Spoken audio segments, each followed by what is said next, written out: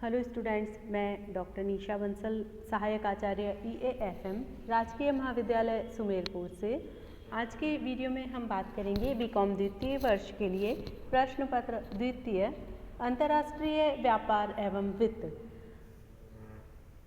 आज का अपना टॉपिक है निर्यात की वित्त व्यवस्था भाग 2।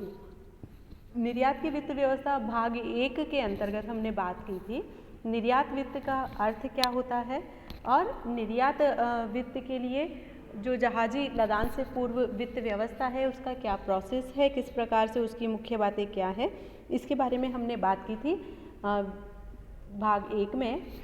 आज के अपनी टॉपिक रहेंगे जहाजी लदान पूर्व वित्त के कौन कौन से प्रकार होते हैं और पोत लदान पूर्व वित्त प्राप्ति के लिए कौन कौन सी क्रियाविधि निर्यातक द्वारा अपनाई जाती है। तो इस प्रकार से ये टॉपिक आज हम कवर करेंगे। आइए बात करते हैं जहाजी लदान पूर्व वित्त के प्रकार के बारे में।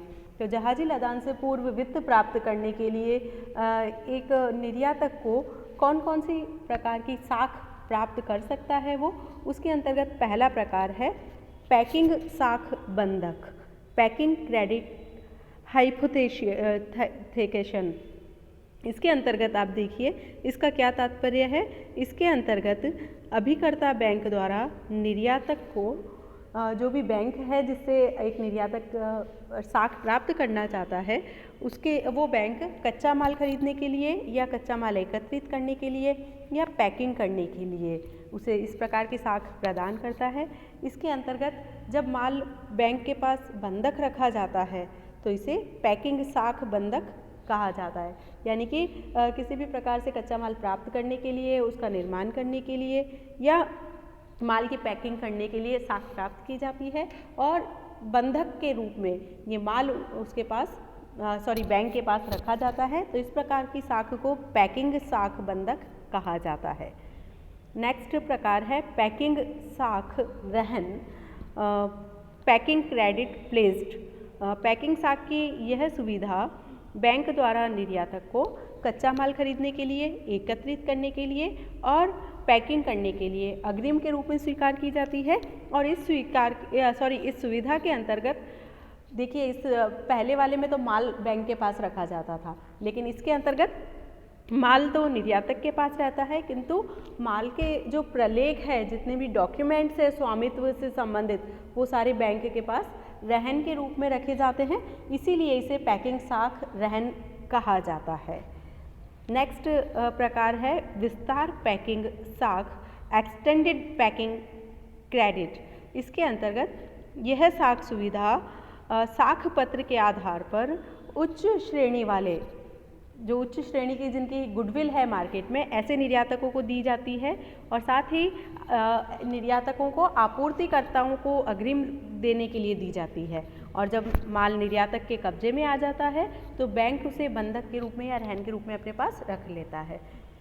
यानी कि पहले से अग्रिम के रूप में, एडवांस के रूप में दे दी जाती है बैंक द्वारा, और जब निर्यातक के पास में कच्चा माल या जो भी उसने माल के लिए लिया है, इस प्रकार का साख प्राप्त की है, वो माल बैंक द्वारा अपने पास रहन के रूप में या बंधक के रूप में रखा जाता है। नेक्स्ट प्रकार है लाल वाक्य साख, रेड क्लोज क्रेडिट। देखिए लाल शाही में इसमें लिखा होता है और लाल शाही से छपी इस धारा से अभिप्राय है कि साख खोलने वाले बैंक की जिम्मेदारी पर अभिकर्ता बैंक द्वारा निर्यातकर्ता को माल खरीदने, एकत्रित करने और पोत लदान से पूर्व अल्पकालीन वित्तीय सुविधा प्रदान की है। तो इसके अंतर्गत माल निर्यातक के नाम से ही रहता है और लाल वाक्य के रूप में जो लिखा होता है उसमें बैंक द्वारा निर्यातक को माल खरीदने के लिए, एकत्रित करने के लिए और पोत लदान पर भेजने के लिए अग्रिम के रूप में सुविधा प्रदान की जाती है। नेक्स्ट है हरा वाक्य साख, ग्रीन क्लोज क्रेडिट। इस प्रकार की साख सुविधा में साख खोलने वाले बैंक के निर्देश पर अभिकर्ता बैंक निर्यातकर्ता को माल उत्पादन करने, खरीदने एवं लदान से पूर्व गोदाम में रखने हेतु अग्रिम राशि प्रदान करता है। देखिए इसके अंतर्गत माल बैंक के नाम में रहता है। देखिए दोनों में क्या डिफरेंस है, लाल वाक्य में और हरे वाक्य में दोनों में ही बैंक द्वारा साख प्रदान की जाती है, लेकिन लाल वाक्य साख में माल निर्यातक के नाम में रहता है और बैंक के पास रहन रहता है, जबकि हरा वाक्य साख में माल बैंक के नाम पर हो जाता है। तो यहाँ पर माल किसके नाम से रहेगा, बैंक के नाम में रहता है। यही दोनों में मुख्य अंतर है। नेक्स्ट प्रकार है हस्तांतरणीय साख, ट्रांसफरेबल क्रेडिट। यह सुविधा केवल अखंडनीय साख पत्र के अंतर्गत निर्यातकर्ता द्वारा साख पत्र का हस्तांतरण करने पर दी जाती है और इसके अंतर्गत केवल राशि, देखिए इस साख में केवल राशि और समय कम होता है और अन्य पक्षों के नाम से भी ये साख प्रदान कर दी जाती है। तो इस प्रकार की साख का प्रयोग मध्यस्थ व्यक्तियों के अंतर्गत किया जाता है, इसलिए मध्यस्थों में ये साख बहुत ज़्यादा लोकप्रिय है।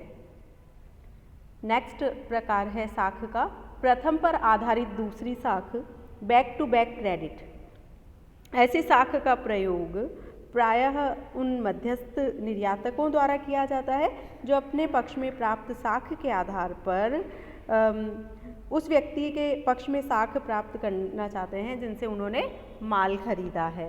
तो इस प्रकार प्रथम साख पर आधारित दूसरी साख ये कहलाती है।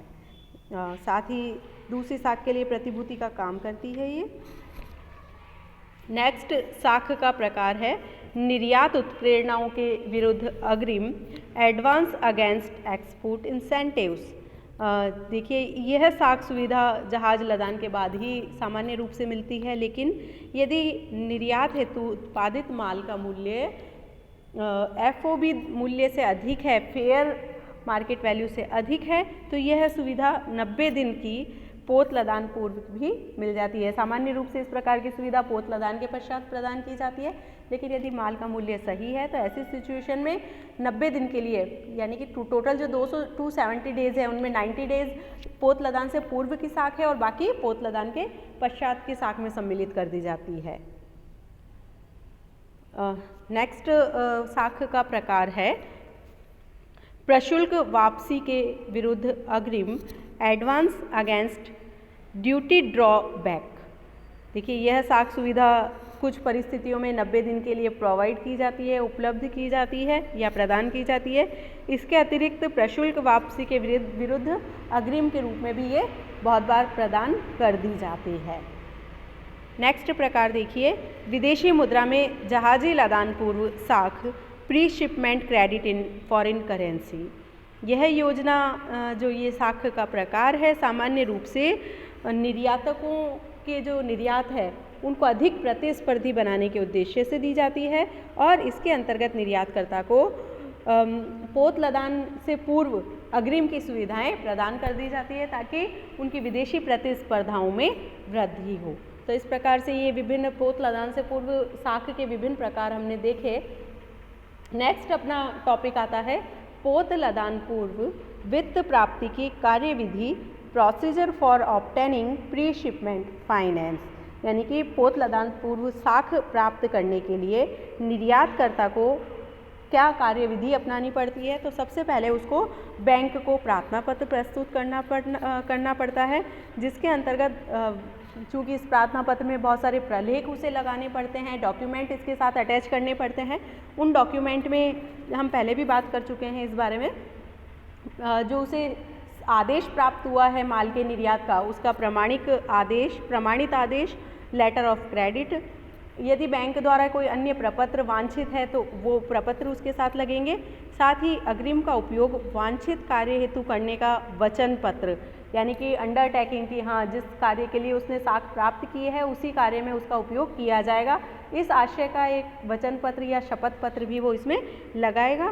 साथ ही निर्धारित समय में पोत लदान प्रलेखों को बैंक में प्रस्तुत करने का वचन पत्र, निर्यात गृहों के माध्यम से निर्यात करने वाले निर्माता निर्यातकों द्वारा उसी कार्य और उसी सौदे के लिए दूसरी बार ऋण न लेने का वचन, यानी कि वो दूसरी बार इसी कार्य के लिए किसी अन्य जगह से ऋण प्राप्त नहीं करेगा, इस आशय का वचन पत्र भी उसे यहाँ लगाना पड़ेगा साथ में। साथ ही माल के बंधक का अथवा रहन से संबंधित कोई भी समझौते का प्रपत्र है वो यहाँ इसमें अटैच करना पड़ेगा, और कंपनी के निदेशक मंडल या उससे संबंधित कोई भी प्रावधान का पत्र है या प्रस्ताव है तो उससे संबंधित प्रलेख भी इसके साथ अटैच, प्रार्थना पत्र के साथ उसे अटैच करना पड़ेगा। तो इस प्रकार से सबसे पहले प्रार्थना पत्र प्रस्तुत किया जाएगा जिनके साथ ये सारे प्रलेख लगाए जाएंगे। उसके पश्चात ये सारा प्रार्थना पत्र प्रस्तुत करने के पश्चात बैंक का काम आता है। अब बैंक द्वारा क्या किया जाएगा, प्रार्थना पत्र की जांच की जाएगी। तो यहाँ पर बैंक सबसे पहले सभी प्रविष्टियों की जांच करेगा, सभी प्रलेखों की जांच करेगा, साथ ही निर्यात का आदेश, विनिमय नियंत्रण और जो सरकारी जितने भी नियंत्रण कानून है व्यापार से संबंधित उनके अनुरूप है या नहीं है, इस बारे में उपयुक्त जांच पड़ताल बैंक द्वारा की जाएगी। और साथ ही निर्यातक की साख कैसी है, उसकी गुडविल कैसी है, रेपुटेशन कैसी है, इस बारे में भी बैंक द्वारा जांच पड़ताल पर्याप्त मात्रा में की जाएगी। तो इस प्रकार से ये सारी बैंक द्वारा इन आधारों पर इस प्रार्थना पत्र की जांच की जाएगी।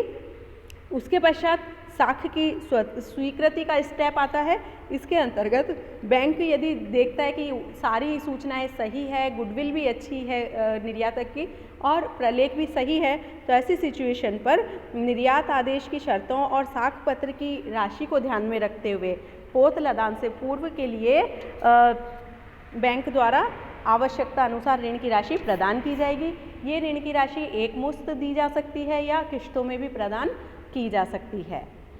नेक्स्ट देखिए, साख समझौता निष्पादन, एग्जीक्यूशन ऑफ क्रेडिट एग्रीमेंट। इसके अंतर्गत साख स्वीकृति के बाद बैंक निर्यातकर्ता के साथ साख का समझौता करेगा, समझौते का निष्पादन करेगा, जिसमें इस समझौते में साख से संबंधित सारी शर्तों का उल्लेख होगा, किस प्रकार से कौन सी शर्तें हैं जिनका पालन करना निर्यातक के लिए अनिवार्य है। तो इन सारी शर्तों का उल्लेख करते हुए साख समझौता एक बैंक द्वारा निर्यातक के साथ किया जाएगा। और जब इस प्रकार से ये सारी प्रोसेस पूरी हो जाती है, साख के समझौते का निष्पादन बैंक द्वारा कर लिया जाता है, तो ऐसे इसके पश्चात साख समझौते के अनुसार ही बैंक द्वारा साख की राशि का वितरण किया जाता है। अब ये समझौते पर डिपेंड करता है कि बैंक ने किस आधार पर समझौता किया है, क्या समझौता किया है। यदि बैंक एक मुश्त राशि देने का समझौता करता है तो वो एक मुश्त राशि प्रदान करेगा, और यदि बैंक द्वारा किश्तों में राशि प्रदान करने की भुगतान या वितरण करने का समझौता किया गया है, तो ऐसी सिचुएशन में बैंक किश्तों के माध्यम से राशि का वितरण करेगा। तो इस प्रकार से ये था पोत लदान से पूर्व साख प्राप्ति की क्या कार्यविधि होती है, क्या प्रोसीजर होता है। इसी के साथ पोत लदान से पूर्व का जो टॉपिक है अपना यहीं समाप्त होता है। इसी के साथ थैंक यू वेरी मच। पोत लदान से पश्चात का टॉपिक हम अगले वीडियो में कवर करेंगे। Thank you very much.